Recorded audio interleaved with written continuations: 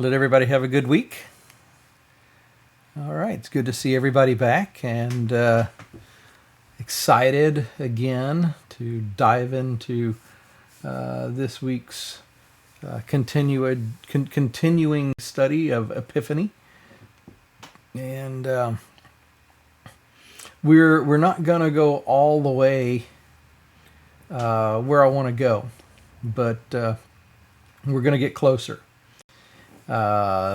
Tonight we're going to be in Matthew chapter 3 again, and we're going to be dealing with the last three verses. And just to kind of let you know, we've set everything up. We talked about baptism. We've talked about the fact that it's for a task. It's baptism into an experience, baptism into an identity. Something that I probably should have clarified a week ago. We do use the form when we baptize somebody. We use the form, I baptize you in the name of the Father, the Son, and the Holy Spirit. But we need to always be thinking in terms of baptism into Christ. Paul makes that, I think, very clear. Matthew is not Paul. Matthew's writing for a different reason. And because of that, whatever reason, he phrases it differently, he says it differently. But I think theologically speaking, we understand that Paul is probably taking this in a little bit of a different direction. It's not necessarily about the authority that's given to us to be able to pass on to somebody else. It's about, I'm a part of the church, which is a part of Christ, and I'm baptizing you into that identity as well. And so now you are baptized into Christ. And rather than just, yay, rah, rah, look at me, I'm baptized into Christ, it's probably going to, when you sit down and you think through and the new wears off and all of that, you end up more of a, oh my goodness, what have I done kind of a thing. Can you drink the cup that Jesus drinks? Can you be baptized with can you be baptized with the baptism that Jesus is baptized with? And those are some heavy considerations.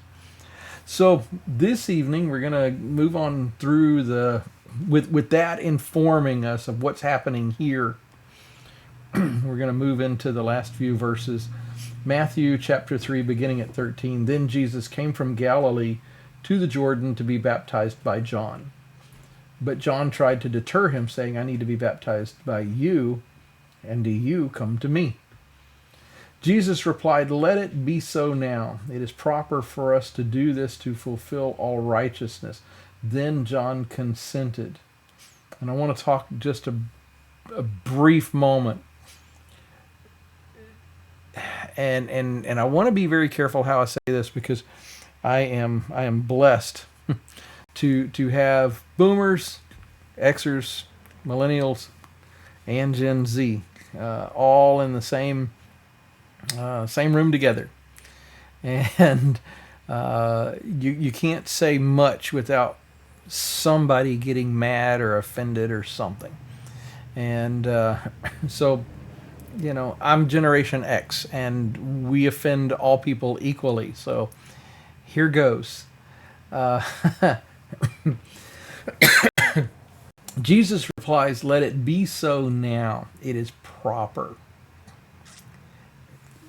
With his eyes on the prize, Jesus says there is a particular way to do things. And that's an important point that is worth making. We see this over and over and over in the Old Testament. When God tells Noah to build the ark, he doesn't just say, go get some wood, make me a boat, make it kind of big. He lays it out so many cubits long, so many cubits wide, so many cubits high. When he gives the instructions to Moses to build the tabernacle, it's down to the nth degree. I want to be really, really clear on this point. Jesus says there are certain ways to do certain things. And we have to do this properly if we're going to fulfill the expectation that is on us here.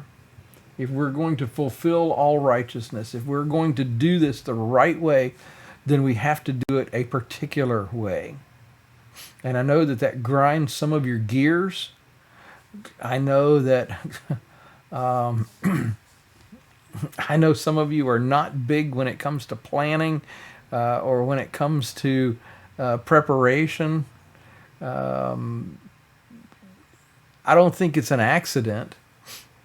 I can't say to any large degree, but I don't think it's an accident that when David gets ready to bring the Ark of the Covenant up to Jerusalem from where it's been with the Philistines, he brings it in on the ox cart. And the ox cart is not the prescribed way to move this thing. And when they get to the threshing, I think it's a threshing floor, when they get to this particular place, the ark hits, or yeah, the ox cart hits a stumbling point, and the result is that the ark nearly falls, and a guy is killed. And the Hebrew word, where it reaches before it hits this point, the Hebrew word is preparation. In other words, they hit a bump on the road at preparation. Do what you want to do with that. So Jesus is saying we're trying to avoid bumps on the road. We need to pay attention to what is proper. I need to be baptized by you, not the other way around, if we're going to do this the right way. So that I think it's important enough that we at least look at that and at least consider that, because all too often I hear I hear people saying that preparation's not important, just do something. And it's like, it doesn't always work that way. Now, you can go the other direction. I mean, my personality type, I get overwhelmed by preparation. I get caught up in the paralysis of analysis. And if I followed my natural instincts, I would analyze something to death and I'd never get the project itself. I love model railroading. I don't know how many model railroads I have had, but they're all on paper. I've only built a few, and that's the other side of the coin. We're not we don't want to get caught up in the paralysis of analysis, but there is a right way to do some of these things. And so I love what Tom Noble has to say. He says that if we're going to be simple about things, then we have to go deep. If we don't go deep, we go wide. And when we go wide, then our tendency is not to be simple, but the tendency is rather to be simplistic. And that's not good either. So we want to be... We have to go deep because these are deep subjects. But I think when we begin to understand them, we naturally come to that place where our theology is stronger, what we believe is stronger, and we're better for that. I firmly believe that right living comes out of right thinking. If you're thinking right, you will live right. But you can get lucky and you can live right without thinking right. I just don't know for how long. I don't know how long you can do it. But anyway. So then we get to verse 16. As soon as Jesus was baptized, he went up out of the water. At that moment, heaven was opened, and he saw the Spirit of God descending like a dove and alighting on him. And a voice from heaven said, "This is my Son, whom I love.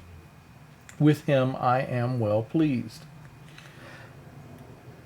This is, and again, let me go back and say, and I know you guys get tired of me saying it, but I'm going to say it one more time.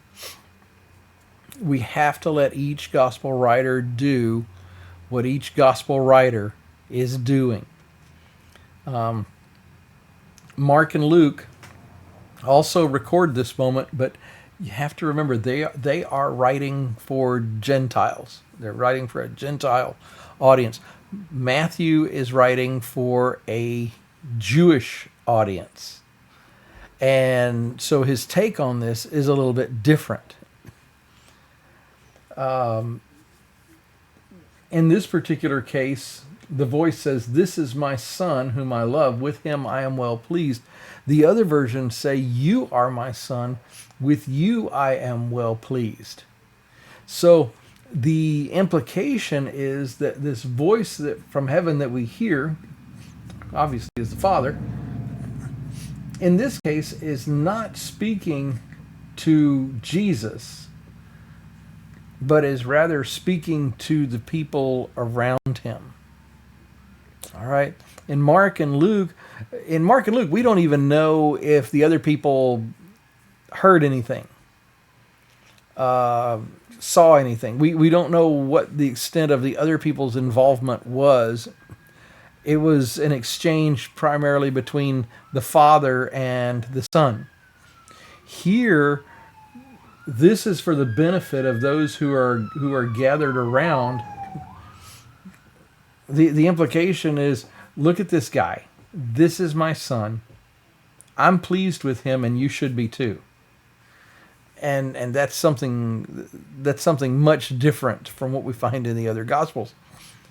And that too is an important point, because